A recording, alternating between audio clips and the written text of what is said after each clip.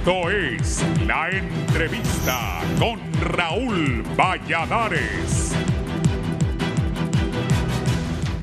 El índice anual de riesgo climático del Centro Científico Alemán Germanwatch y un panel científico de las Naciones Unidas ubican a Honduras como el segundo más impactado por huracanes, tormentas e inundaciones en la última década, y de mantener las condiciones de vulnerabilidad, sus zonas costeras pronto quedarán bajo el mar. La probabilidad de inundaciones y derrumbes para las próximas semanas también es advertida por el Departamento de Ciencias Atmosféricas de la Universidad Estatal de Colorado, que a inicios de septiembre prevé la confluencia de los fenómenos climáticos Ida, Julián y Kate en el Atlántico.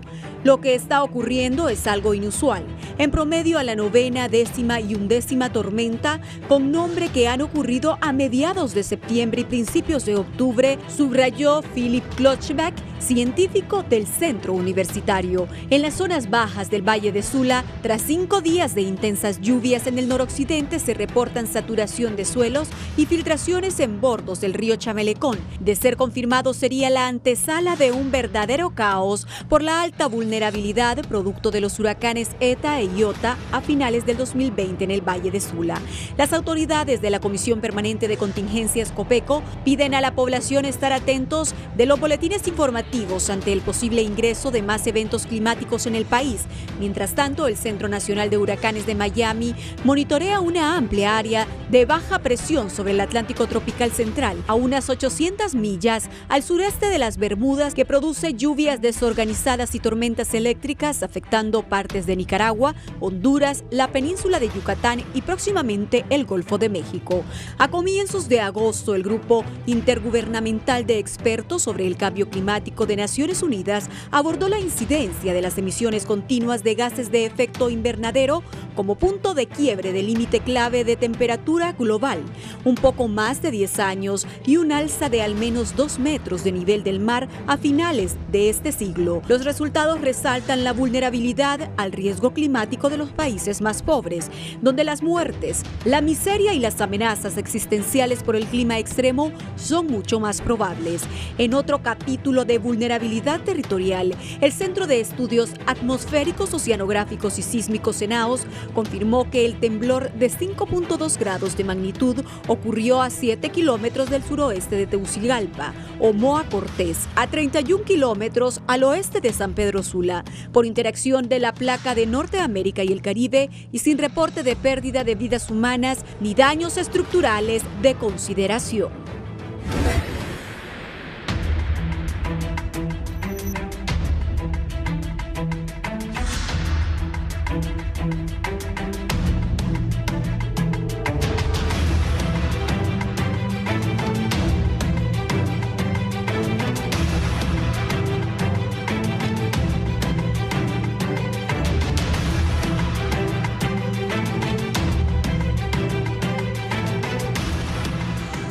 Buenos días, gracias por estar en la entrevista de Canal 11 y Radio Visión Honduras. Vamos a hablar de la vulnerabilidad del país ante los desastres naturales.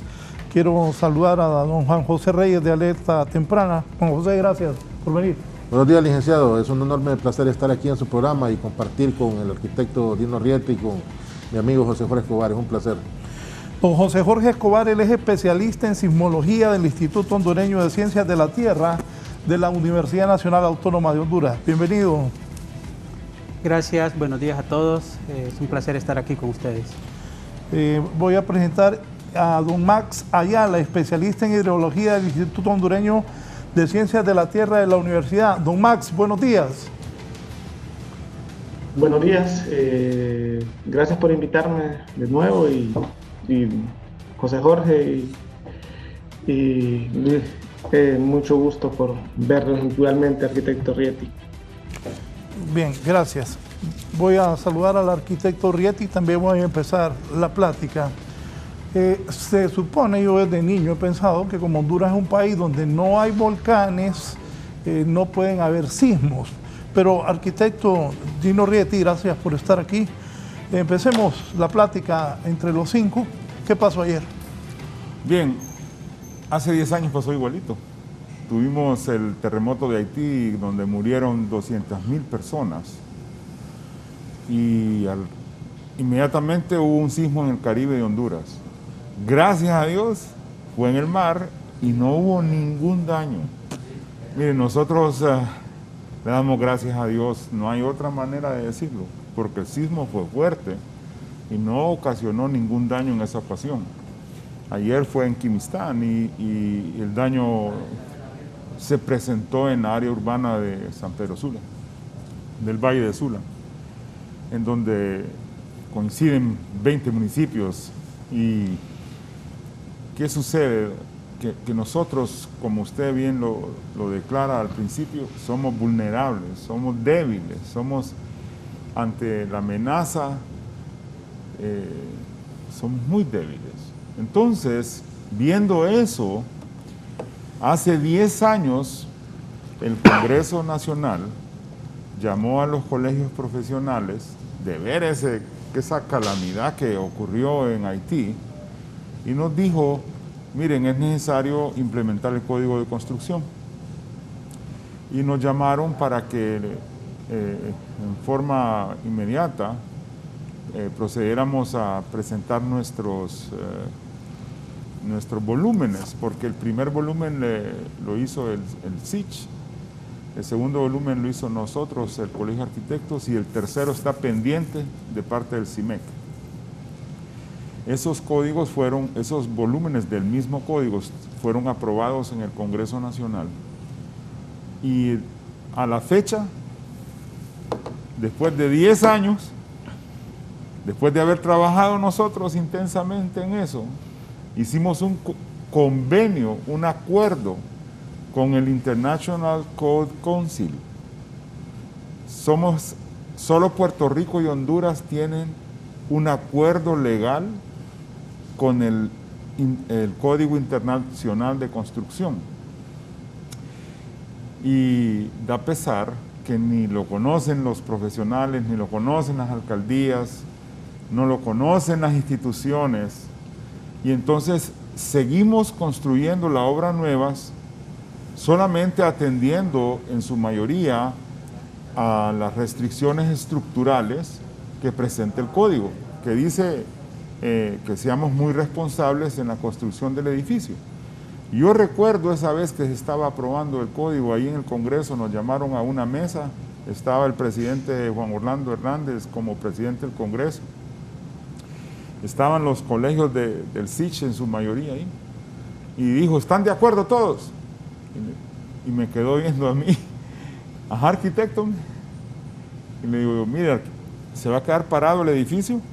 No se va a caer, pero en la puerta se van a morir todos porque la puerta abre para adentro. Y es que no se han puesto de acuerdo, digo. Sí, nosotros tenemos escrito el código, pero no le paran bola. Mire, lo más importante entender es que el arquitecto es el que diseña el edificio, el área, la altura, la masa, y luego se desarrollan todas las especialidades.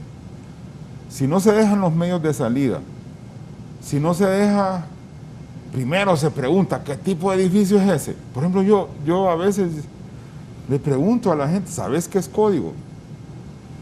Sí, me dice, ajá, ¿y qué tipo de edificio es este? Por ejemplo, un auditorio, una discoteca.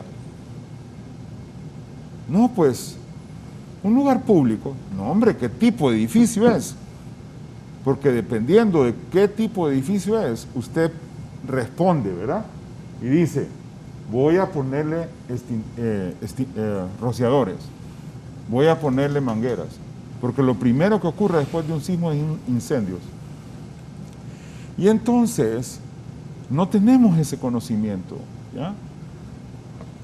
¿Qué conlleva esto? Que las edificaciones nuevas se atacan más al criterio del cuerpo de bomberos, que es lo que ellos dicen, pero no a lo que se diseña. Eso es para las construcciones nuevas. Y termino con esto.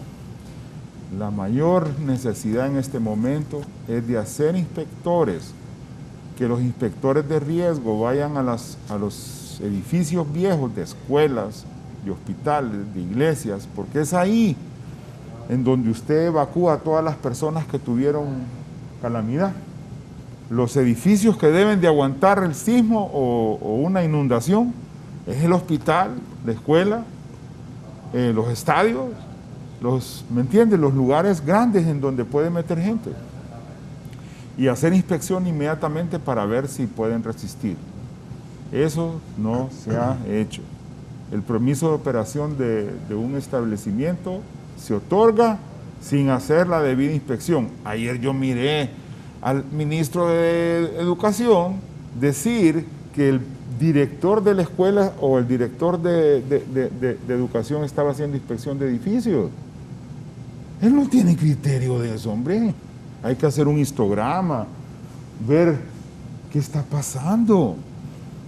Entonces este tema es ciencia, no es política. Este tema, miren lo que tiene usted aquí hoy en el foro, a los mejores. Entonces, para eso es. José Jorge. Sí, buenos días a todos. Yo lo veo desde este punto de vista. Hay tres conceptos que están vinculados, pero son diferentes. Primero está la amenaza, después está la vulnerabilidad y, si lo quieren ver de una forma muy simplista, el riesgo sería como la multiplicación de la amenaza con la vulnerabilidad. La amenaza no se puede disminuir, es decir, la amenaza está dada por la actividad sísmica de la Tierra, esa nadie la puede detener, la amenaza ya está dada. La vulnerabilidad va íntimamente relacionada con el concepto que el arquitecto acaba de mencionar acerca de las estructuras. Entonces, si nosotros queremos disminuir el riesgo, no podemos disminuir la amenaza, pero sí podemos disminuir la vulnerabilidad. La vulnerabilidad se disminuye utilizando, como él bien decía, el código de construcción. El código de construcción es muy importante para evitar, ¿verdad?, de que las estructuras colapsen. Ahora, mi especialidad, digamos, es la amenaza, es la sismología. En sismología se estudia la Tierra desde el punto de vista de la energía que está liberando de choque, de roca, no quiero entrar en tecnicismos, ¿verdad? La Tierra es un sistema muy dinámico. Lo que sí les podría decir, digamos, rápidamente es que el 90 al 95% de los sismos del mundo se producen en unas zonas bien definidas que se conocen como la frontera de placa. Y estas fronteras de placa tenemos dos en Honduras, una que corre a lo largo, si lo quieren ver así rápidamente, desde el norte de las Islas de la Bahía, pasa cerca de las Islas de la Bahía y entra a la frontera de Honduras con Guatemala. Y otra que viene al sur, que pasa ahí por toda la costa del Pacífico de Centroamérica. El caso del sismo de ayer, algunas personas lo están asociando con la frontera de placa, pero hay un detalle ahí, ¿verdad? Y es que no observaron lo que se conoce como un mecanismo focal. El mecanismo focal, que es un tecnicismo de sismología, dijo que, de acuerdo al USGS, la falla es casi normal. Que la falla sea casi normal significa que está más asociada, de hecho, con una estructura geológica, digámoslo así, de Honduras, que se conoce como la depresión central, que corre toda la parte desde el norte de Honduras hasta el sur. Es una zona sísmicamente activa, ha producido de estos sismos de magnitud 5. Lo que sucede es que son muy esporádicos, no ocurren todos los años, ocurren con poca frecuencia. Lo que sí, digamos, se podría decir es que, usando un poco de estadística, ¿verdad?, el máximo sismo esperado en esta zona, la depresión central, es un 6. ¿Cuál es la diferencia entre un 5 y un 6? Las magnitudes en sismología son escalas medidas de forma logarítmica. Eso significa que un sismo de magnitud 6 es 10 veces más energético que un sismo de magnitud 5. En el código de construcción se toman en consideración estos parámetros, por eso es muy importante que no tomen a la ligera, ¿verdad?, el código de construcción. Es importante para disminuir la vulnerabilidad. No vamos a detener la amenaza está ahí, está latente. Y para que ustedes tengan una idea de cuánta energía, digamos, libera un sismo de magnitud 5 como el que se produjo ayer, libera, digamos, la misma cantidad de energía que una bomba atómica, ¿verdad? Entonces es como que una bomba atómica haya explotado por ahí cerca, debajo, ¿verdad? En la roca y haya producido toda esa vibración. Sí, Juan José. Bueno, yo considero que como punto de partida lo que apunta el arquitecto Dino Rieti tiene toda la razón, es valedero. Creo yo que el Código de la Construcción debe tener un empuje legislativo, legal, más fuerte de lo que hasta ahora se ha conseguido. Es importante construir bajo la amenaza sísmica. El país está ampliamente identificado a dónde es más vulnerable o menos vulnerable ante la amenaza sísmica. Sin duda lo que explica José Jorge en su visión técnica científica, debemos de llevar esta información hacia las comunidades, hacia los municipios, hacia la población, para que entiendan el concepto de cómo es que funciona la sismología y los eventos sísmicos, los terremotos en Honduras. Esto ya no debe de ser como algo de que sucederá o no sucederá en Honduras.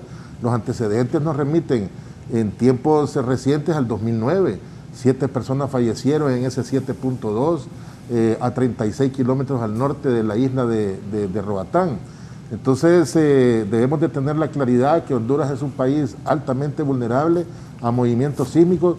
Yo lo que he podido observar en el transcurso de mi paso por la gestión de riesgo es que cuando tiembla en Honduras son eventos bastante fuertes.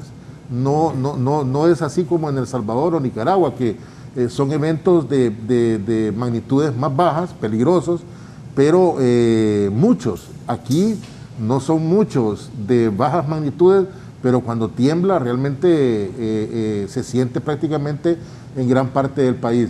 Ayer pude observar algo muy importante, y es que en las imágenes que presentaban de San Pedro Sula vi mucha gente que evacuó los edificios de altura en la metrópoli sanpedrana. Eso es importante, eso quiere decir que hay un plan de evacuación en estructuras que debe de ser tomado en cuenta y aplicado cuando se dé una situación de esta. Hemos tenido reportes de algunos daños de viviendas en Santa Bárbara, en Pinalejo, en Cofradía, Cortés. Inmediatamente después del sismo se giraron instrucciones para que los comités de emergencia municipal, en el caso de La Lima, hicieran revisiones estructurales, como lo indica el arquitecto Rieti, hacia el aeropuerto de La Lima, hacia los hospitales. Mantuvimos comunicación con Rolando Rodríguez de la Central Hidroeléctrica El Cajón. No hay ningún problema en la central. Ellos revisaron su instrumentación e hicieron la revisión estructural. Así es que esto nos viene a decir que no solamente tenemos que prepararnos para la temporada ciclónica o para la temporada de lluvia, tenemos que también prepararnos para eventos sísmicos de una manera más consciente, más amplia y más concreta de qué es lo que tenemos que hacer en el antes, en el durante y en el después. Don Max Ayala, adelante por favor con sus criterios. Bien, siguiendo con la línea de ellos, ¿verdad? Y desde mi punto de vista y, digamos, mi licenciatura, yo soy ingeniero civil de licenciatura, lo que puedo ver es lo mismo, ¿verdad? Nosotros construimos la vulnerabilidad. Entonces, eso nos lleva a que no podamos estar poniéndonos en riesgo a no seguir códigos, ¿verdad? No seguir también una ética profesional. Estábamos viendo, digamos, lo que mencionaron de Copeco, del cajón, ¿verdad? El cajón que está diseñado y fue bien trabajado, bien diseñado, y el cajón está diseñado para soportar un huracán como el año pasado, y aún así que se dio un terremoto, ¿verdad? Para que su estructura se mantenga. Pero empezamos a hablar que nosotros empezamos a tener una vulnerabilidad cuando mucho profesional se empieza a introducir en otras áreas, ¿verdad? Por ejemplo, yo les puedo hablar de mi caso, que yo trabajo bastante con diseños hidráulicos, y de repente empiezo a ver personas que no tienen ningún conocimiento, o tienen el conocimiento básico que solo adquirieron en la carrera y se ponen a diseñar puentes. Y lo que pasa, obviamente, ¿verdad? Y empieza a suceder, y lo que ha sucedido en Huascorán y ha sucedido en otros lugares, el puente de primer crecida y se va.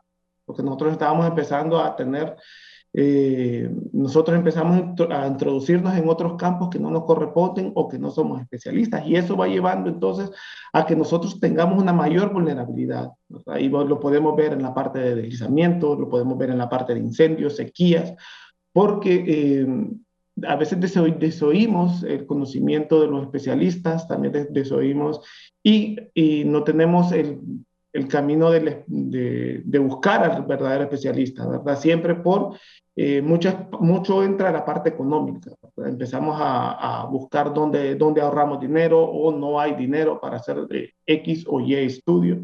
Y entonces a veces trabajamos mucho, digamos, por decirlo de manera coloquialmente, con piedras y palos todavía. Entonces eso es lo que nos está llevando, ¿verdad? Entonces nosotros tenemos que ir al lado de la ciencia caminando y no pelearnos con ella, ¿verdad? Y siempre tomar las medidas de manera científica, que hay especialistas en el país, hay especialistas en muchas de las áreas, pero que desafortunadamente no lo buscan porque por ciertos intereses propios o de terceros. Sí. Arquitecto. Qué cosa, ¿verdad? Bien, mire,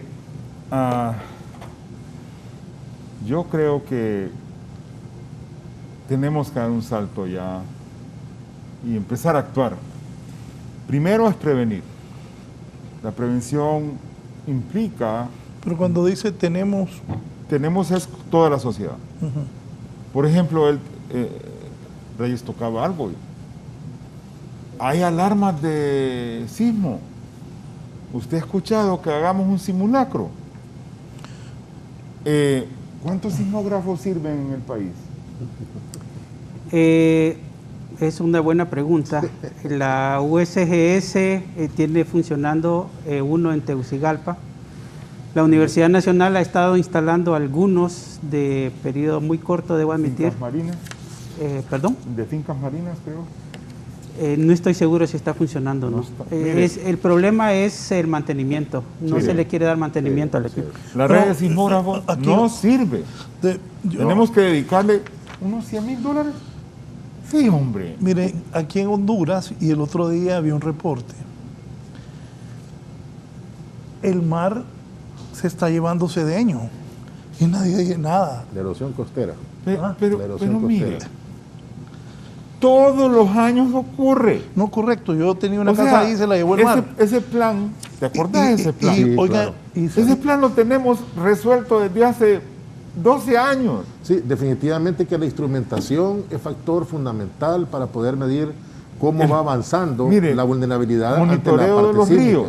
Lo que pasa es que es cara y tenemos que buscar los mecanismos para que los presupuestos de las instituciones como la de Copeco ya tengan esas partidas presupuestarias para fortalecer las redes sísmicas, las redes meteorológicas, las redes de alerta temprana, porque son mecanismos muy caros. Le voy a hacer una pregunta. Por ejemplo, ese caso de Cedeño, que se ha ido llevando las casas del mar. No, las casas se han metido al mar. No es eso. Bueno, pues, pero ¿sabe qué? El riesgo se construye. Él lo decía. El titular era que la gente estaba perdiendo sus viviendas. No, se metieron al mar. O sea, mire, de nuevo, el riesgo se construye. Nosotros tenemos que tener Pero alguien le ha ido a decirle a la gente, mire, ve, usted se metió en la duna, usted quitó la protección natural, se han llevado la arena para acá. Eso está pasando en Florida. Eso está pasando en todo el mundo. Bueno, ya no hay arena para las dunas de las playas de Miami. Mire, esto es mundial, ¿ok? Se ha descuidado el tema de vivir bien. Entonces, yo vuelvo al caso. Por ejemplo, va creciendo el río y tenemos una estaca que es pintada en amarillo, en rojo. Verde, amarillo y rojo. ¿Y quién está viendo la estaca? Nadie, hombre. ¿Qué significa estaca? Que tiene que haber un monitoreo que es un sensor. Pero la gente... el sensor te tiene que mandar la alarma a Copeco. Pero la gente no sabe eso. No, espéreme. Ahí es institucionalidad. Usted tiene los medidores de sismos, de inundaciones, y esas alarmas se activan en amarillo, ¿ya? O en verde. Ahí, arquitecto, por ejemplo, cuando usted habla de las estacas o las escalas linimétricas que sirven para saber cómo va subiendo el nivel de X o Y río. Sí se ha generado mucha capacitación a nivel local de que las personas que viven cerca de esos sectores puedan autoevacuarse al observar esas escalas. Ese es un sistema de alerta temprana y son Pero funcionales, hermano, funcionan en el río solo Ulúa, te voy a poner Chamelecón, un ejemplo. Choluteca. Ahora, en la parte sísmica no existe ningún aparato existe. técnico científico que nos diga cuándo, No cómo y existe. a dónde. Mire, esa es la problemática. Les voy a decir algo. La vez pasada, con ETA y OTA, yo busqué los planos de mitigar, que estaban ahí en Copeco, no los hallé. Ahorita se volvió a activar y gracias a Dios los planos están otra vez activos. ¿Ok?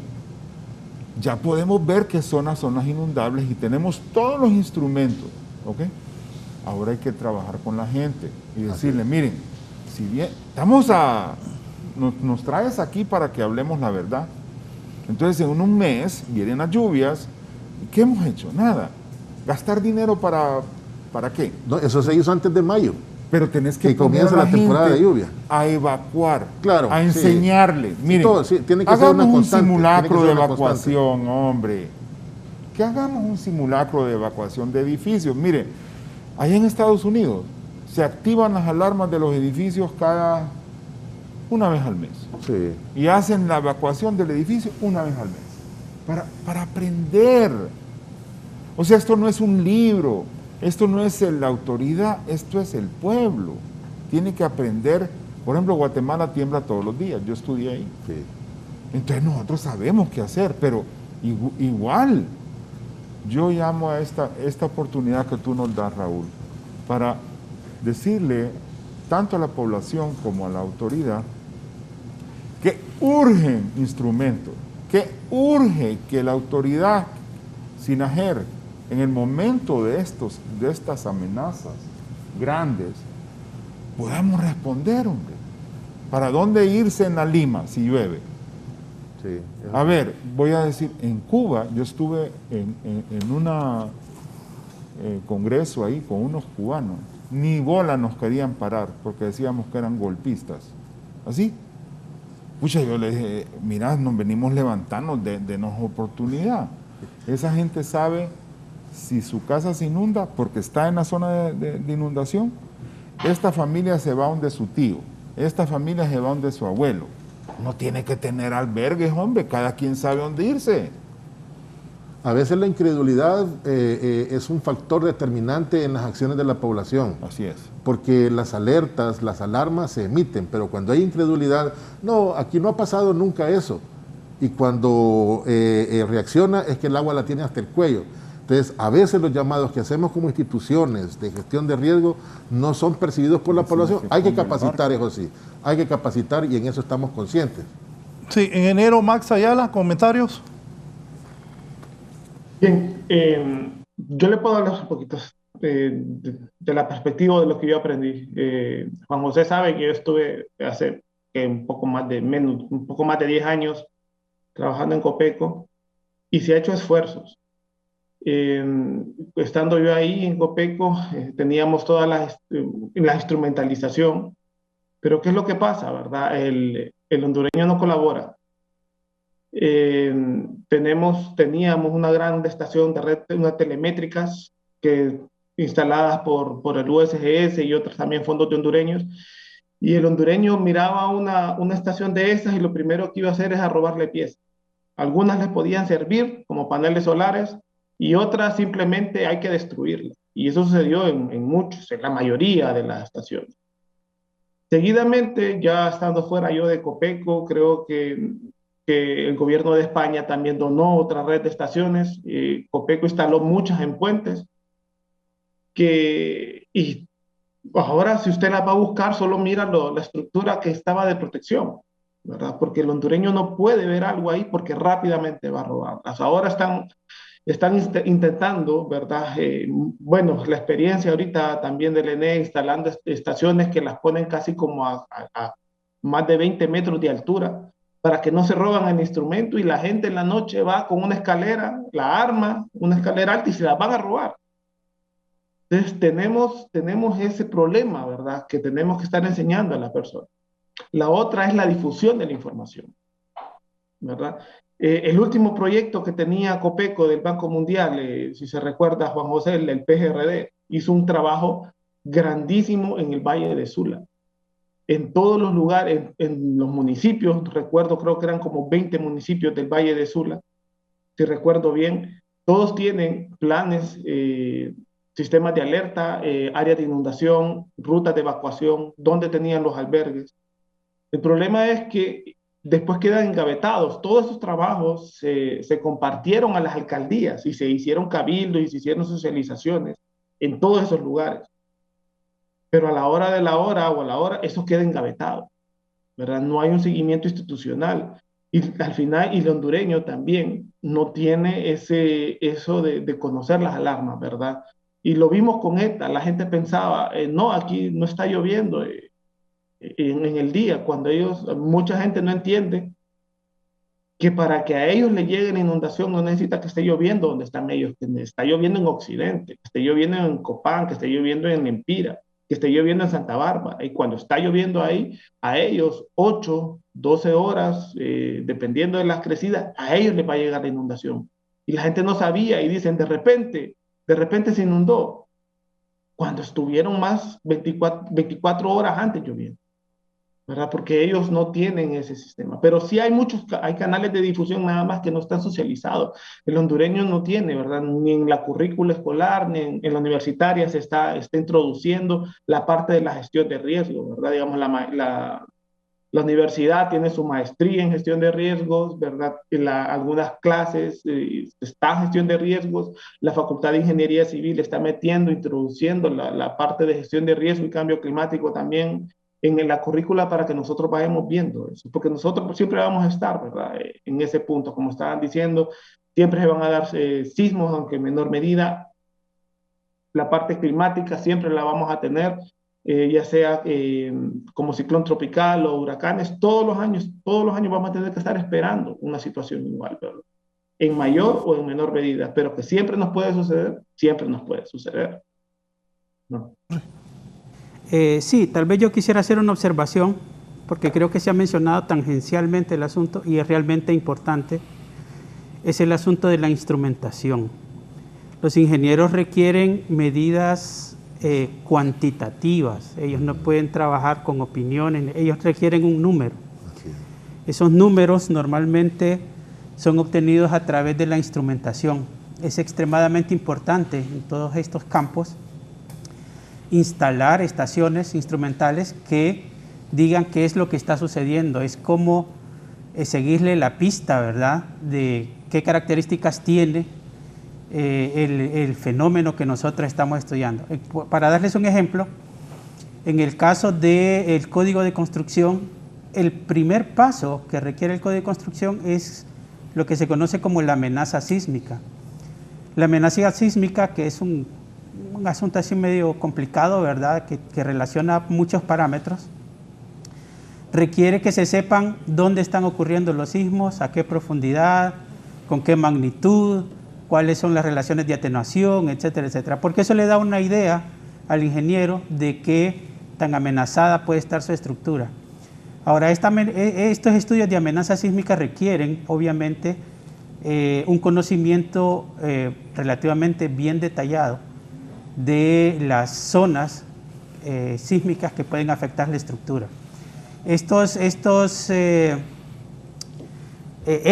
detalles no se pueden obtener así de la noche a la mañana, ¿verdad? Son normalmente estudios que se realizan a través de la instalación de muchas estaciones durante periodos extremadamente largos de tiempo.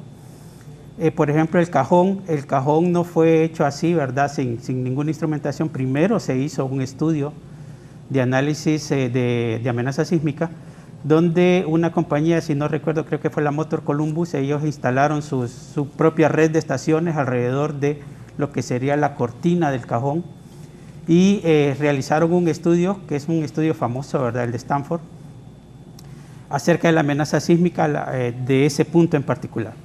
Entonces, la instrumentación, que es normalmente algo que los gobiernos o las instituciones lo miran de menos porque no le ven, digamos, una utilidad hablo de los jefes, ¿verdad? Normalmente no le ven una utilidad inmediata o práctica. Realmente desde el punto de vista técnico es muy importante. Es decir, si nosotros queremos construir estructuras sismo resistentes, nosotros tenemos que tener bien caracterizados dónde están los sismos, de qué magnitud están ocurriendo, cuál es la máxima magnitud esperada, ¿verdad? Etcétera, etcétera. Y todo esto solo se puede obtener a través de la instrumentación. Lamentablemente, las estaciones, como están mencionando, ¿verdad?, son propensas al vandalismo, en el caso de que se instalen, y en muchas ocasiones no existen los recursos asignados. Para darles una idea, en promedio, a nivel centroamericano, el mantenimiento de una red sísmica en los otros países de Centroamérica anda por el orden de los 23 millones de lempiras anuales. Ellos tienen estaciones, cientos de estaciones, ¿verdad? Aquí en Nicaragua tienen como 400, ¿verdad? Sí, en Costa Rica tienen como 1000. Sí. En Guatemala tienen cualquier otra cantidad, ¿verdad? Del orden de los cientos. Esa es la densidad, digamos, de estaciones, y esas estaciones requieren recursos para ser mantenidas, ¿verdad? Y normalmente los gobiernos no quieren asignar esos recursos porque no le miran una utilidad práctica. La utilidad práctica es a través del código, en el caso de sismología, es a través del código de construcción. Los ingenieros necesitan esos datos.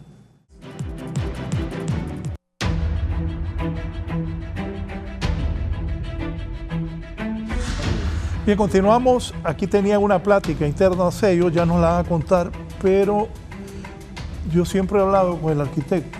Es más, a mí me gusta traerlo por cómo él conoce. Aquí en Tegucigalpa, hace poco una colonia, el Sauce, que es carísima, se vino para abajo, así como dicen en el pueblo. Aquella ciudad del Ángel pasaron días y aquellas casas impresionantes tiradas en el bulevar. Sí. ¿Se acuerdan de eso? Sí, así es. Entonces la vulnerabilidad de Tegucigalpa, el barco quería mostrar. Pues, poneme ahí una foto del barco ahí en el Morazán. Eso está ahí. Yo me acuerdo desde que yo era un niño, que mi papá me llevaba al estadio. Sí, es que, mire, yo creo que, ¿por qué la pongo yo? Porque se mira, pues, entonces usted puede ver que yo a la estructura habría que hacer la inspección, ¿va? Yo no puedo hablar de ella. Lo que sí miro yo, que pasan las líneas de alta tensión y está un transformador al lado, o sea, usted tiene que estar separado por lo menos 2 metros, 3, no sé. Gary, buscame esa, es una casa del Morazán. Entonces la última que le mandé. Es la última que mandó. Pero realmente no puede ser que nadie lo vea. O sea, no puede ser que yo... No, todo el mundo lo ve, pero nadie dice nada. Nadie dice nada. Entonces, mire, el propósito del código es establecer los requisitos mínimos para salvaguardar la vida, la salud pública, la seguridad, el bienestar general. Mediante resistencia estructural, las instalaciones de medios de salida, la estabilidad, saneamiento, iluminación, ventilación, conservación de la energía, protección de la vida y la propiedad contra el fuego y otros peligros, y promover la seguridad durante las operaciones de emergencia de bomberos y personas que responden a estos accidentes. Mire, es realmente increíble que nosotros pensemos que esto es nuevo. Cada vez que yo doy esta charla del código, les digo, miren, nosotros tenemos ya un código, se llama la Ley de Indias.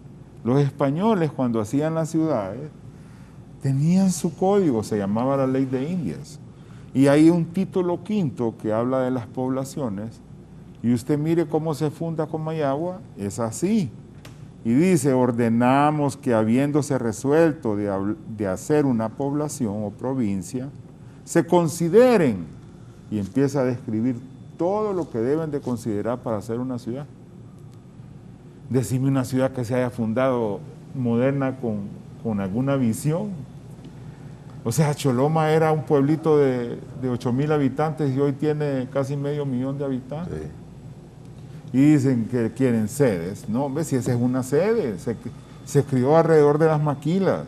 sin planificación, en medio del riesgo. Perdón, arquitecto, anda poniendo una por una, pues, y ahí ya te vamos a explicar, es que este hipote no sabe lo que es el barco. Oh. Este anda buscando un barco. Anda poniéndome una por una para que el arquitecto vaya comentando. Entonces, por ejemplo, este es el código, mire, ahí está quién era responsable de hacer qué. Entonces ya está lo del SICH, lo del CAF, falta el CIMEC, ¿verdad?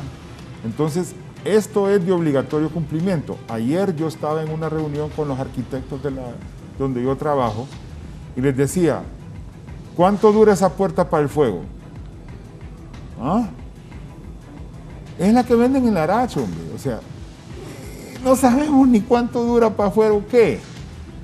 Entonces, estamos respondiendo mal ante un problema que es real. No solamente es el sismo, después del sismo viene el incendio. Entonces, ¿cómo vamos a necesitar rociadores o mangueras o qué? Entonces, ese es el código. Pásele adelante. Sí. Entonces, ahí está, se clasifica de acuerdo al destino, de ahí se diseñan los materiales, de ahí se hacen los accesos, disposiciones y manejos de espacios y los requerimientos de ingeniería y de la seguridad. Dele, compadre. Sigamos. Ok, eso ya lo leímos ahorita. Siga. La siguiente. Entonces se debe hacer conciencia social del uso obligatorio. Esto no es que es una intención, es obligatorio cumplir. Mire, Hammurabi decía, ojo por ojo, diente por diente. Entonces, si te caía la pared encima, el que lo construyó la pared, le caía una pared encima. Es obligatorio. Y después hay que actualizarlo cada 3 años, debe incorporarse en el plan de estudio. Se recomienda establecer un laboratorio de investigación y control de calidad. Dice, ¿y ese cemento qué es? Portland, ¿tipo qué? No, ese es de uso general. ¿Cómo? ¿Cuál es eso? Tipo 1, tipo 2, ¿qué es esto que estoy comprando? Y después dice, impartir talleres, hombre, y capacitar a la gente. Entonces, siga, compañero, para no llorar. Tal vez sale la del barco. Adelante. Bueno, este es el sistema de prevención, ¿verdad? Por ejemplo, primero usted planifica, previene, actúa y después viene post el evento. Sigamos, son 3 fases. Dele. Mire, esto es ayer, ¿ve?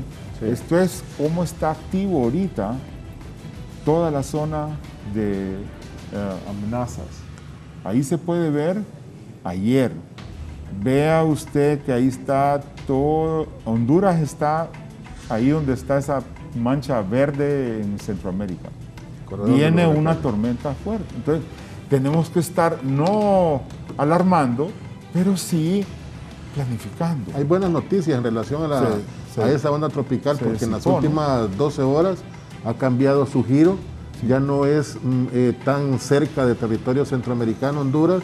Sin embargo, sus bandas siempre van a dejar algún tipo de precipitación, más que todo en Gracias a Dios y Colón. Pero ese giro hace de que el riesgo sea menor. Dale al siguiente, hermano. Por ejemplo, ahí está lo que ocurrió con ETA y IOTA. Este mapa está en vivo. Mire, hoy están los instrumentos arriba otra vez. Se nos habían caído. Ya sabemos otra vez qué está pasando. Entonces, la ciencia debe ser escuchada. No puede... Mire, nosotros tenemos estas amenazas, pero los gringos les cayó unos aviones en las Torres Gemelas y se les cayeron las Torres Gemelas. Envenenan el agua ahorita. Mire, ¿cuál es la principal amenaza ahorita en el mundo? Allá, Afganistán, ni hablan de Honduras. Entonces, Haití.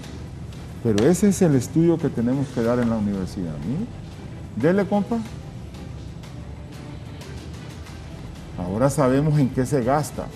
Se llama datos abiertos. Están todos los datos abiertos de Honduras. Sabemos en qué se está gastando en cada municipio, en qué sector. Mire, esto lo maneja OCHA de Naciones Unidas. El barco no la mandaron. Sigamos, hermano. Comentario. Sí, es complicado, ¿verdad? Lo que yo puedo decirles es que el código de construcción, no sé si quedó claro para todos, no solo involucra la parte sísmica, también tiene una parte de resistencia a los vientos, ¿verdad? Hace poco el ingeniero allá le decía que gente que no está capacitada para hacer puentes, aquí en Honduras hace puentes.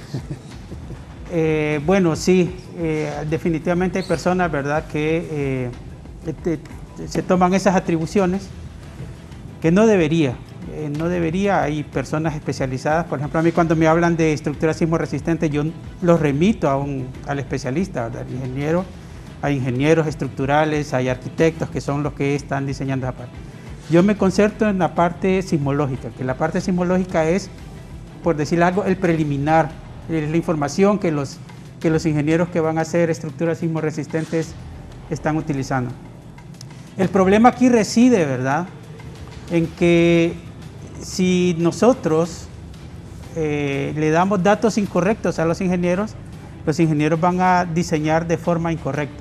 Entonces, por ejemplo, cuando él decía que había que actualizar el código de construcción cada 3 años, eso es extremadamente importante, porque ustedes dicen, ¿y por qué lo tenemos que actualizar? Como un ejemplo, la primera versión, que me puede corregir el arquitecto, la primera versión del código de construcción la basaron en el estudio de Kerimidian de 1970 y era con datos sismológicos de hasta los años 70. Después dicen que lo actualizaron y usaron ahora está un poco más actualizado y usaron datos sismológicos que se utilizaron para el estudio del RESIT 2 de sismología. Pero eso fue en el 2008. En el 2008 todavía no habían ocurrido todos estos sismos de magnitud 7, ni se habían tomado en cuenta otro montón de sismos. Entonces, esta información, que es la base del código de construcción, tiene que ser actualizada con cierta periodicidad, sobre todo porque Honduras probablemente es el único país de Centroamérica que no tenga una red sismológica fuerte. Sí. Eso significa que estos parámetros tienen que irse actualizando y refinando hasta que uno diga, tenemos cierta confianza de que los datos que le estamos pasando a los ingenieros son valores aproximadamente correctos. Mientras no exista una red sísmica bien establecida, estos datos van a estar fluctuando, no van a estar en estado estable, por decirles algo. Y esa es una información que debido a eso, por eso hay que actualizar, hay que mantener esta actualización de la que hablaba el arquitecto, ¿verdad? No podemos estar utilizando datos por decir algo del 2008. El 2008 acá son ¿cuántos? Son... El mapa de fallas 13. de Honduras, ¿cuándo 13 se hizo? años. Esos son mapas muy viejos, Sí, son muchos, extremadamente son de los 70, viejos. sí. Y toda esta información hay que actualizarlo. Desde luego actualizarlo es más fácil decirlo que hacerlo, ¿verdad? Se Claro. ocupan cualquier cantidad de información. El mapa no de so- fallas de Honduras es de los 70. Y ese es un problema, Sí. porque si usted Escala va a construir 1 en 500. una estructura, usted necesita saber qué tan cerca está esa falla y si esa falla está activa o no está activa. Y el problema también es que muchas fallas no se miran, es decir, están a 10 o 15 o 20 kilómetros de profundidad, y si no se miran, la única forma de saber si esa falla está activa o no está activa es poniendo un sensor, un sismógrafo, por decir algo ahí cerca, que le esté diciendo si la falla está activa y cuánta actividad representa y si representa un peligro para su estructura. Ingeniero Max. Bien, siguiendo lo mismo de ellos, ¿verdad? Siempre hay que hacer ese trabajo, ¿verdad? Nosotros los generamos, ¿verdad? La información. Hay que buscar la manera de que los tomadores de decisiones miren la utilidad, ¿verdad? Es bastante preocupante que en todos los aspectos o no hay información. Honduras la mayoría de los pronósticos que hacen se hace con información satelital. Una información satelital que en todos lados del mundo tiene que ser calibrada con dato campo y nosotros no lo tenemos, o tenemos muy poco. Y muchos de los directores de las instituciones no le miran la utilidad, ¿verdad? Por ejemplo, en la primera reestructuración del ENE que hicieron hace poco, la red hidrometeorológica de la ENE fue la primera que dijeron esto no tiene utilidad y la suspendieron toda.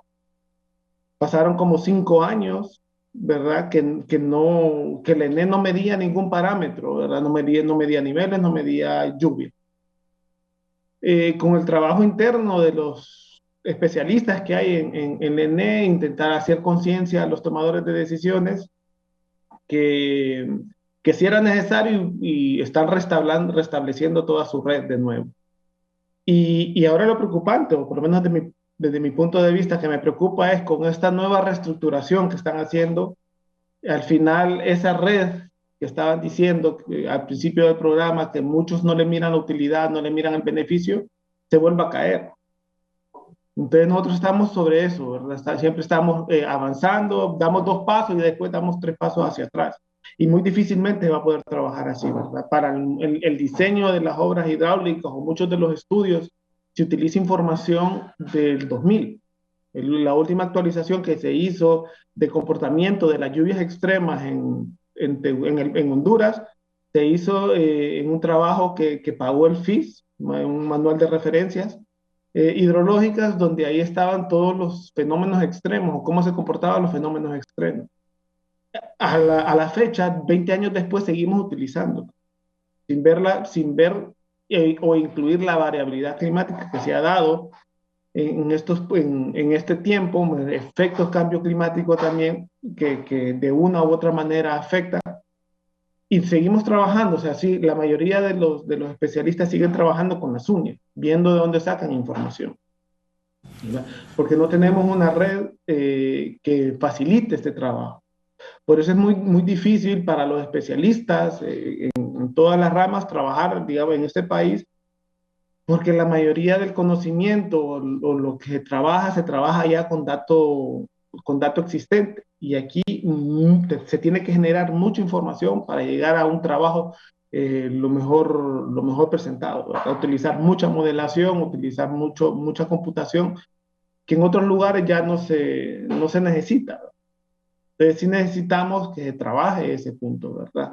Y eso es, ¿verdad? Ver que la gente o las instituciones no pasen una visita a las sitios, a las estaciones, al mantenimiento de las estaciones una vez al año, esperar a que si se arruina un equipo, esperar 3 años para que le pueda comprar el repuesto, ¿verdad? Que toda esa información que se está perdiendo. Entonces sí tenemos que trabajar mucho en lo que es la red de monitoreo, tanto climática, hidrometeorológica y sismológica, y también, ¿verdad? Incluimos la parte de sequía, que también influye mucho también en el comportamiento de nuestra sociedad, e incendios forestales, ¿verdad? Que también necesitaríamos el monitoreo de todos esos parámetros. Me dice alguien aquí, para la construcción del puerto Reino de Suecia, de La Ceiba, y el puente más largo de Centroamérica sobre el río Aguán en Saba, Colón, los suecos trajeron el cemento y la varilla de Suecia, porque lo que hay en Honduras es de baja calidad. La foto del barco. Este es el barco, todos los capitalinos lo conocemos. Sí. Miren las líneas de alta tensión donde pasan. Sí. O sea, eso no puede ser. O sea, mire, ¿cuánto vale una vida, hombre? No tiene precio, hay que tener cuidado y tener estas condiciones tan agresivas. Óigame, y puede quedar pegado ahí una persona fácilmente, ¿no? Pero bueno, así somos, ¿verdad? Así somos. Aquí cada quien hace lo que quiere. Hasta un gallo estaba. Sí, hombre. Sí, yo quisiera comentarle que uno de los efectos, desgraciadamente, que producen los sismos es incendios, como usted lo mencionaba. No es que el sismo sea de fuego, ¿verdad? Sino que el sismo bota o destruye cosas que contienen combustibles. Y nosotros manipulamos fuego, ¿verdad? Estufas, calentadores, etcétera, etcétera. Y normalmente después de cada incendio, de cada sismo, se producen muchos incendios. Estos postes tienen transformadores, y los transformadores tienen aceite caliente por dentro, que son los que los enfría, ¿verdad? Y normalmente de las primeras cosas que se caen son los postes de alumbrado, y se derrama el combustible, hay electricidad. Lo que dice el arquitecto es cierto, es extremadamente peligroso, ¿verdad? Que se den estas situaciones porque se comportan, como diría alguien por ahí, como un péndulo invertido. El peso está arriba y entonces comienzan a oscilar hasta que finalmente la estructura cede y se rompe. Es muy peligroso. Ya vienen las lluvias otra vez. Mire, es tan importante que esta vez, que ya tenemos los instrumentos que ocasionó ETA y IOTA, porque el problema es que como va creciendo la población, las formas cambian. No es lo mismo que hayan bananos que ahora viva gente. Entonces, ya sabemos en dónde está metida la gente viviendo en el medio del riesgo. Tenemos que tener un simulacro para mover la gente, para aprender a saber qué hacer, porque, mire, yo creo que tenemos que aprender a vivir con el riesgo. Entonces yo sugiero, ¿verdad?, que los codeles no sean políticos, que los codeles sean gente como queremos, que sean gente adiestrada y que trabajen con la población en simulacros en las escuelas. ¿Los qué dijo? Codeles Comités son de emergencia local. los locales, el CODEM es municipal. Entonces, ese está bueno porque es donde usted, así ve una mesa grande donde se ve la amenaza y se mira qué hacer. ¿Dónde están los kits? Antes habían kits. Oíme, no había ni una lancha, vos. Hermano, ¿qué se hicieron las lanchas de emergencia? En ETA y IOTA no había lanchas. Miren, compañeros, aquí tenemos que tener una conciencia natural. Honduras está en el corredor de los ciclones tropicales. Honduras va a presentar temporadas de lluvia extremas.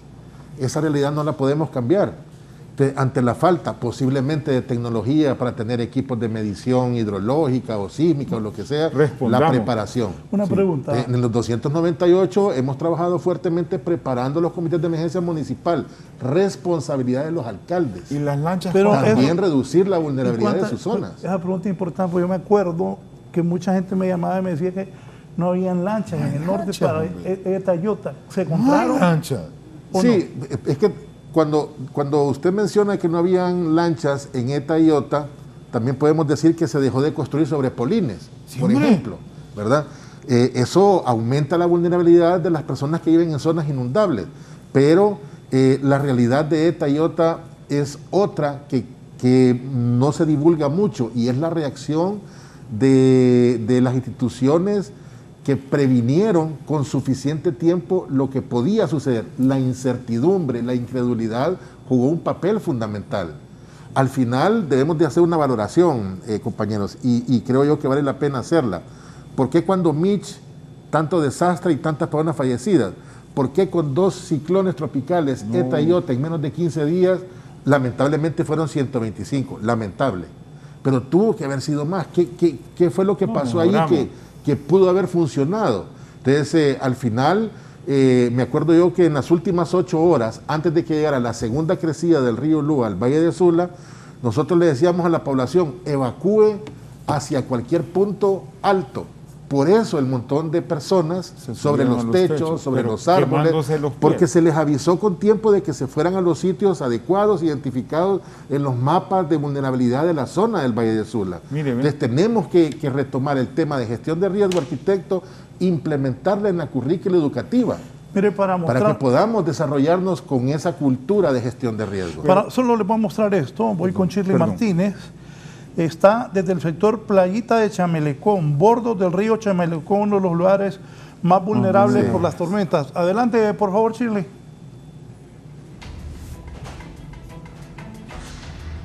Vean, 30 segundos y voy a estar con ella.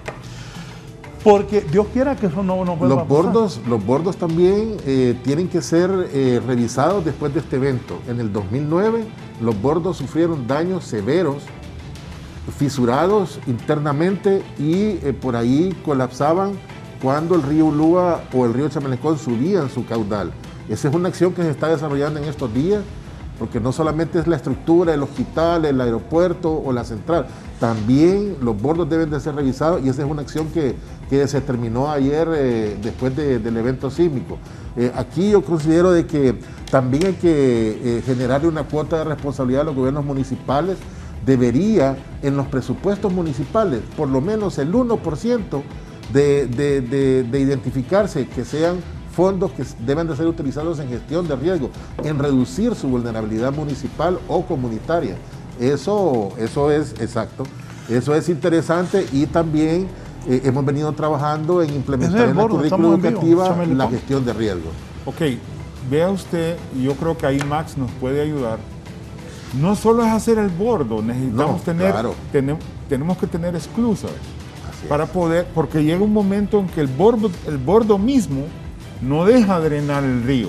Entonces, tenemos que ir drenando el río poco a poco, como se maneja el río Mississippi, y no como es se manejan todos los ríos. También, y no es cualquier material para un bordo. No, hay que saberlo administrar el río, porque no solo es hacer el bordo, sino también dejarlo drenar conforme se va llenando, porque si no te inunda la lima y no te deja drenar la lima y queda inundada meses.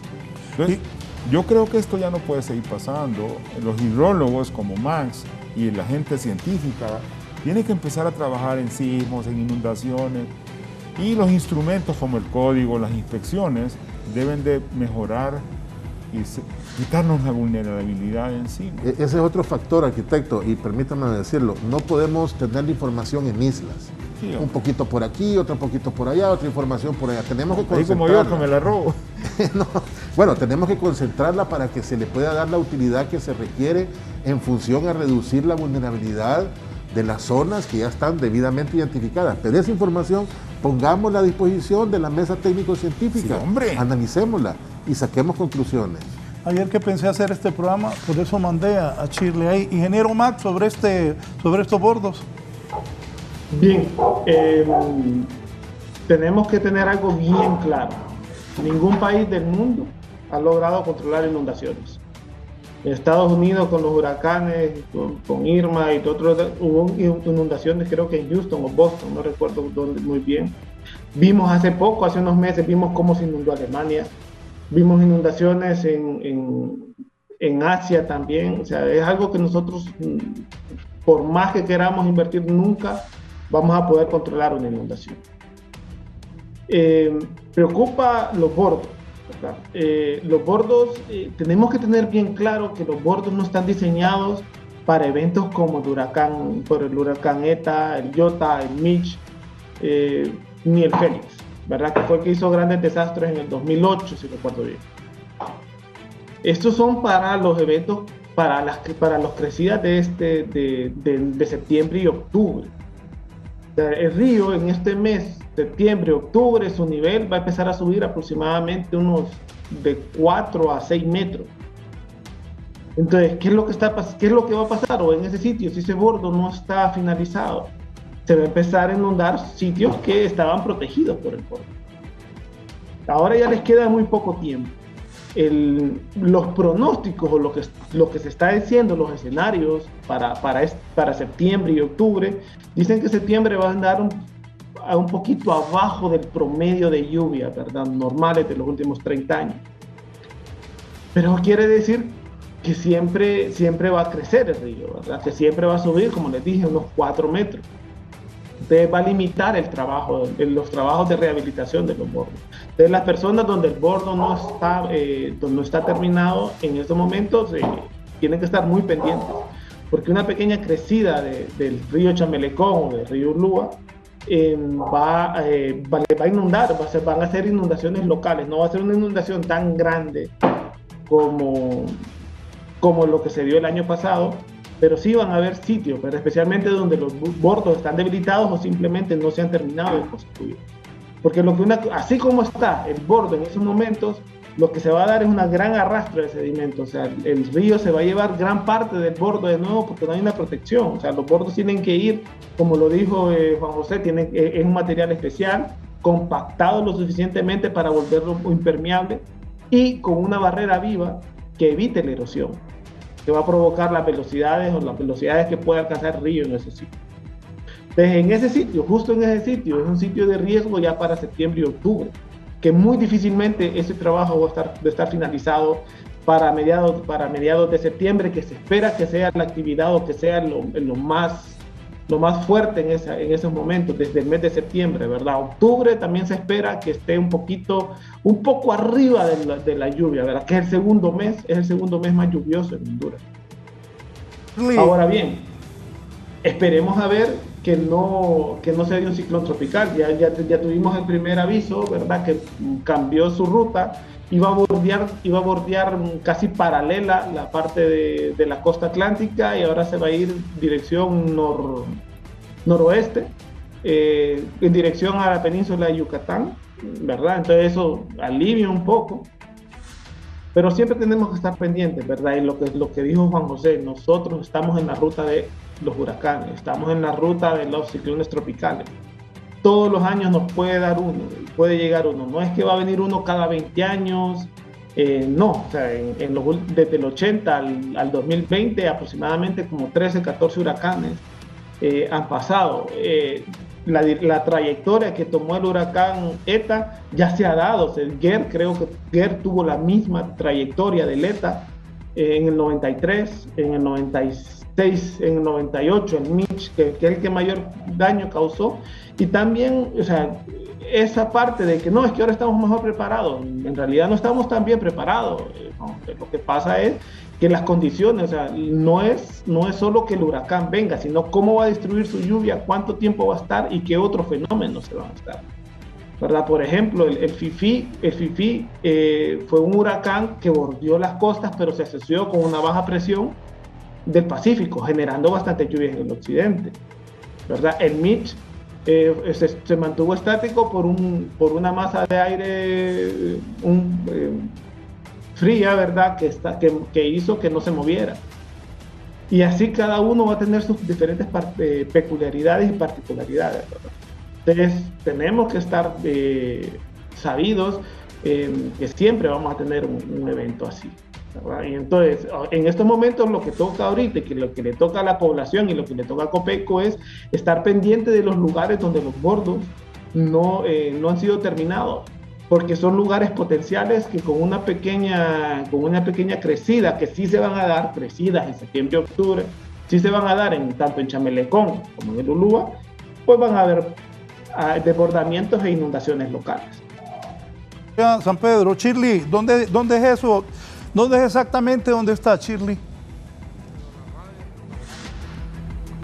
Buenos días, licenciado Raúl Valladares. Estamos en la ribera del río Chamelecón, a la altura de Los Bordos, conocidos como La Playita, uno de los sectores más vulnerables del barrio Chamelecón, el más grande de San Pedro Sula. Y es que también nos acompaña uno de los coordinadores de los pobladores de este sector, quien se mantiene constantemente pues preocupados debido a que, de acuerdo a la experiencia de ellos en otros fenómenos naturales, pues estos bordos no servirán de nada de ingresar un fenómeno natural más aquí en esta zona del país. Me acompaña don Leónidas Perdomo, que ya tiene 15 años de vivir, y pues ellos están preocupados. ¿Se mantienen alerta, doña Leónidas? Sí, estamos en alerta porque aún antier que llovió una hora y estábamos asustados. Más el terremoto, todo eso. Usted nos comentaba que hay una compuerta que termina en la desembocadura de este río Chamelecón, que ya ha alcanzado con 5 días de lluvia, sí, pues es su caudal, y falta otro fenómeno. Falta otro, sí. Podemos ir a ver para... ¿Cuántas personas viven en este sector? No, aquí es población bastante, sí. ¿Ustedes están atentos a cualquier aumento en el caudal hasta de noche? Sí, hasta ahí estamos pendientes siempre, medianoche. De 3 a 4 horas ustedes le dan de ingresar a un fenómeno para que el río se salga a su territorio. Más o menos, sí. 4 horas que llueva, como le digo, ahí estamos asustados. Bien, ustedes han escuchado a don Leónidas Perdomo, que vive pues desde hace 15 años en el barrio Chamelecón, específicamente en este sector conocido como Los Bordos, La Playita. Y es que, como ustedes han visto, pues los bordos ni siquiera han sido terminados en este sector de los barrios más grandes de San Pedro Sula. Mi resumen desde la ciudad industrial. Buenos días.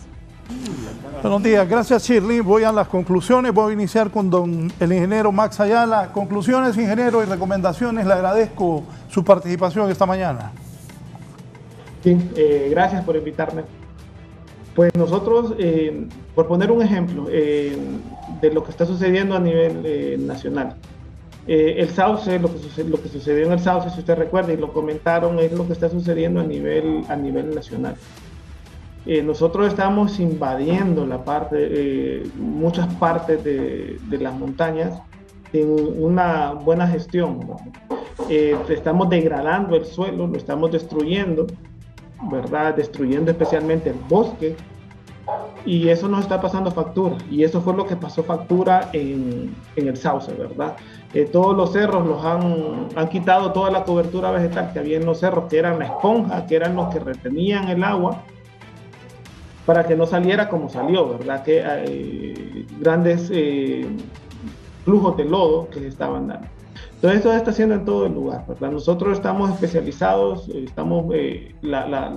la temática es echarle la culpa todo al cambio climático. Y el cambio climático tiene una parte importante, pero también una parte importante es la nuestra. Cuando nosotros estamos degradando todas nuestras cuencas, ¿verdad? Entonces la preocupación del Señor también, que después nosotros decimos, bueno, vamos a introducir, nos metemos vamos a sembrar, vamos a cortar y vamos a sembrar, porque en realidad necesitamos seguridad alimentaria. Pero todo eso pasa factura, ¿verdad? Quizás a nosotros no, pero a las personas, como el señor que estaba ahí, pues ellos ya empiezan a pagar las actividades de otras personas, ¿verdad? Necesitamos tener una conciencia que podamos de protección del bosque, ¿verdad? Que es la que nos va a controlar, ¿verdad? Es la que nos va a proteger las cuencas, es la que va a hacer que las crecidas sean menores. Entonces tenemos que estar trabajando, ¿verdad? En esa conciencia y en la generación de información, ¿verdad? Al final la información, como dijo José Jorge, todos los especialistas trabajamos con números, ¿verdad? No podemos decir, no, es que yo creo aquí o la probabilidad de aquí que suceda esto es esto. No, necesitamos números. Y eso es responsabilidad mucho del gobierno, ¿verdad? Que genere esa información y que le mire una utilidad y una más que la económica, ¿verdad? Que al final sí se puede traducir de manera económica cuando miramos los desastres y la cantidad de dinero que se pierde por un mal diseño, un mal trabajo, o simplemente por no tener esa conciencia ambiental. De nuevo, gracias por invitarme. Gracias al ingeniero Max Ayala, que ha estado con nosotros, especialista en hidrología del Instituto Hondureño de Ciencias de la Tierra de la Universidad, el máster en sismología también del Instituto Hondureño de Ciencias de la Tierra de la Universidad Nacional, don José Jorge Escobar. Sus conclusiones, por favor. Sí, yo tal vez haría hincapié en lo que dijo Max. Los ingenieros necesitan números. Esos números se tienen que obtener a través de instrumentación, se necesitan estaciones. Estas estaciones, muchas de ellas son caras, es cara instalarlas, es cara mantenerlas. No solo estaciones sismológicas, estaciones de nivel de río, de estaciones meteorológicas, etcétera, etcétera. Si los ingenieros no poseen esos números, no le pueden informar, digamos, correctamente a los tomadores de decisiones qué es lo que está ocurriendo. Los ingenieros necesitan esa información, los hidrólogos, los ingenieros estructurales, etcétera, etcétera. Entonces, invertir en este tipo de información no es un desperdicio de recursos, es algo necesario. Lamentablemente en Honduras no solo no se invierte en estas estaciones, sino que también el acceso que las instituciones le dan a estos datos es muy pobre. Es decir, si usted va y dice yo quisiera ver los datos de precipitación de cierta zona, conseguir esos datos de alguna institución es realmente complicado, es muy difícil. Debería de haber un lugar donde todos estos datos estén disponibles para que las personas analicen qué es lo que está ocurriendo. Para darles un ejemplo, en sismología es tradición, es lo normal, que todos los datos de las estaciones sísmicas se comparten en tiempo real. Por eso es que ustedes miran que a los 5 o 8 minutos de que ha ocurrido un sismo, normalmente todo el mundo sabe dónde fue, de qué magnitud, etcétera, etcétera. Es porque la información sismológica se transmite en tiempo real, está en el internet, cualquier persona la puede bajar. No ocurre lo mismo, digamos, con las estaciones meteorológicas ni con las estaciones hidrológicas. Es difícil obtener la información y eso significa que los tomadores de decisiones también lo miran complicado, y sobre todo las personas que están haciendo diseño, ¿verdad?, de puentes o de lo que sea, desde el punto de vista hidrológico, puedan tomar una decisión, porque el acceso a este tipo de información es difícil. Entonces hay que trabajar en esto. Muchas gracias. por su participación. ¿Qué dice el jefe de alerta temprana de Copeco, don Juan José? Bueno, ayer con el evento sísmico tuvimos un simulacro que gracias a Dios no costó ninguna vida de algún hondureño. Sí se reportaron algunos daños en algunas viviendas fisuradas. Sin embargo, debemos de ser conscientes de que esto de la pandemia ha venido a reducir esa articulación que veníamos generando con los gobiernos municipales y locales en capacitar en estos temas. Sin embargo, apelar a la población a que actúe de la forma correcta cuando se da una situación que ponga en peligro su vida. En inundaciones hay que evacuar. En un evento sísmico hay que saber cómo va a actuar. Evacúa o se queda en el punto esperando a que pase el evento en un lugar seguro dentro de la estructura. Pero todas estas acciones deben de ser adoptadas por los gobiernos municipales y trasladadas a sus comunidades para que el día de mañana que tengamos un evento igual o quizás mayor al que tuvimos ayer, podamos actuar de la forma correcta. Y definitivamente el apoyo a los entes científicos es importante. Debemos de concentrar la información debe de estar disponible para que los expertos puedan hacer sus cálculos y generarnos acciones que nos permitan tomar decisiones para reducir la vulnerabilidad, para fortalecer las acciones de respuesta de las comunidades y en función de eso fortalecer la gestión de riesgo.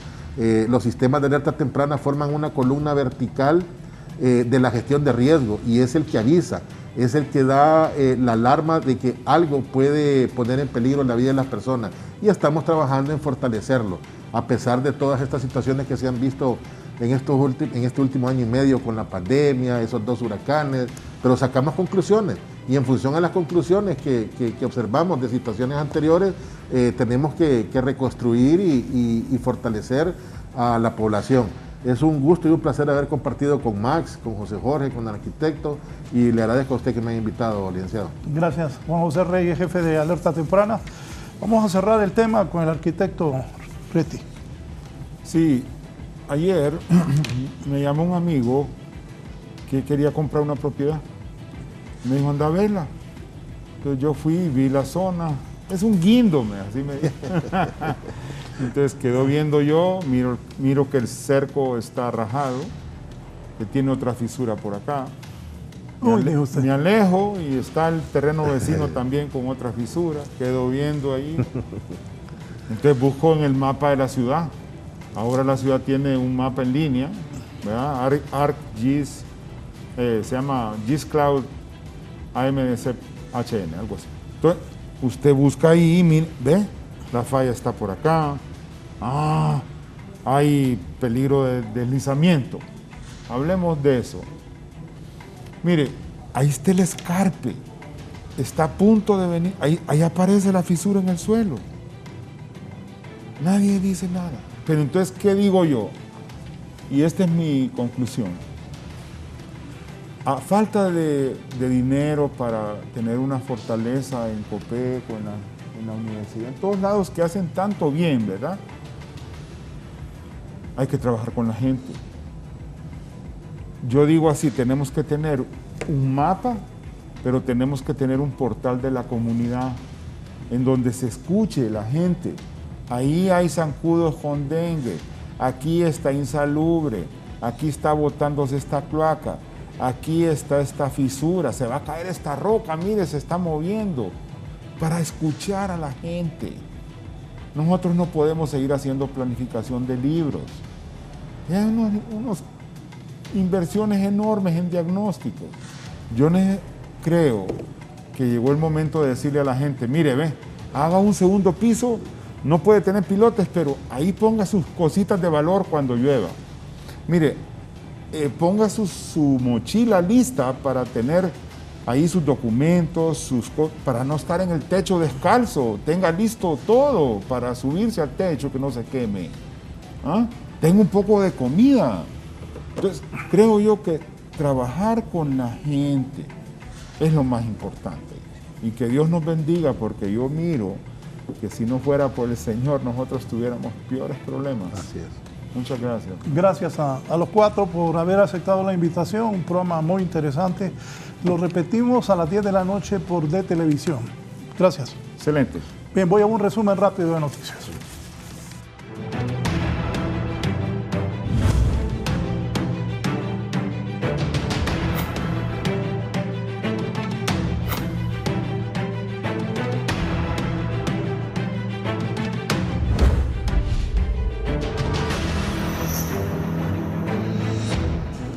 Varios detenidos esta mañana. Víctor Valladares, adelante. Muchas gracias. Tal como usted lo indica, este día se ejecutan allanamientos y capturas también por parte del Ministerio Público a personas ligadas al tema del descalabro del Seguro Social. Vamos a escuchar al portavoz del Ministerio Público, Carlos Morazán.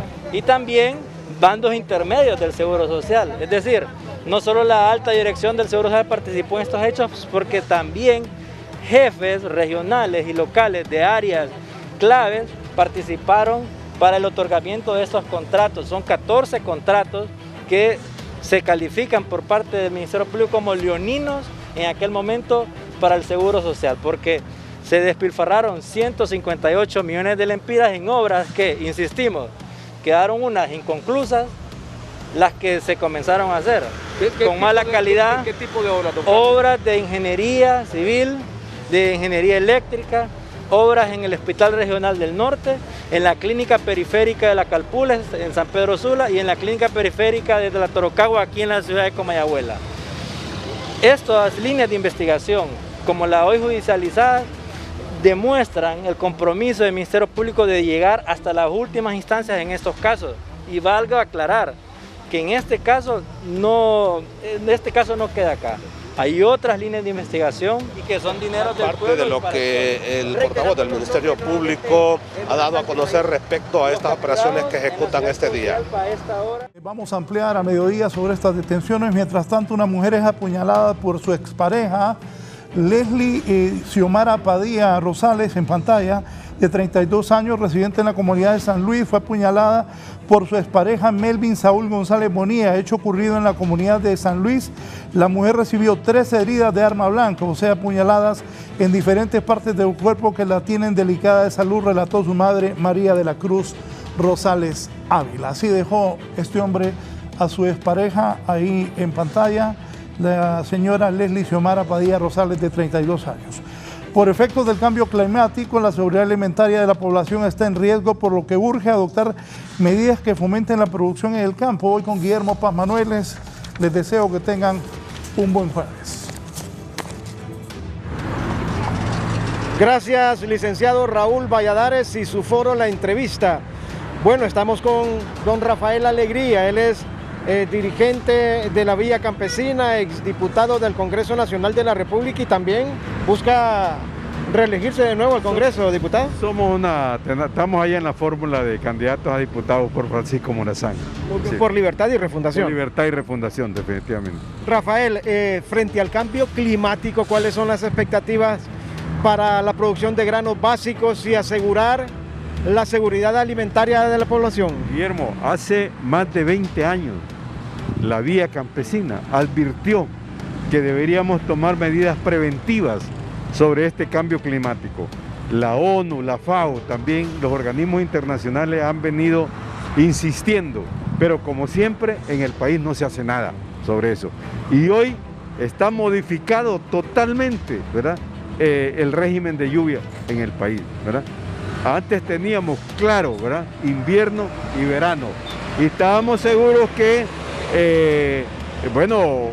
tal vez las plagas nos afectaban, no había apoyo del gobierno, pero que iba a haber lluvia en cierto tiempo, ¿verdad?, así como verano también. Nunca se tomó una medida sobre eso, ¿verdad? Muchas gracias. Declaraciones de Rafael Alegría, él es el presidente de la Villa Campesina, dirigente campesino, y también va en la fórmula de aspirantes a una diputación por Francisco Morazán, por Libertad y Refundación Libre. Hablándonos, licenciado Raúl Valladares, sobre este tema de la seguridad alimentaria versus cambio climático. Con usted, licenciado, a los estudios de La Entrevista. Adelante.